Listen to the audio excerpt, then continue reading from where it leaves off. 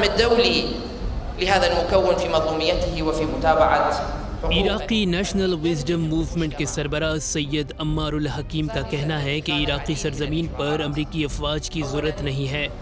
اعتبار ما تعرض له الإيزديون من انتهاكات على يد عصابات داعش اعتباره جرائم إبادة جماعية وجرائم ضد الإنسانية۔ ان کا کہنا تھا کہ عراق حشد الشعبی اور عراقی افواج پر مشتمل فوجی نظام عراق کے دفاع کو مضبوط بنائے گا۔ امریکی افواج عراق کی سرزمین پر مقاومتی گروہوں اور عوام کی مرضی کے خلاف قیام نہیں کر سکتی۔ واضح رہے اس سے قبل وزیر اعظم مصطفیٰ الکاظمی نے امریکی صدر جو بائیڈن سے ملاقات کی۔ For benefit of Iraq and United States. God bless our two countries. Thank you, Mr. President. Thank you.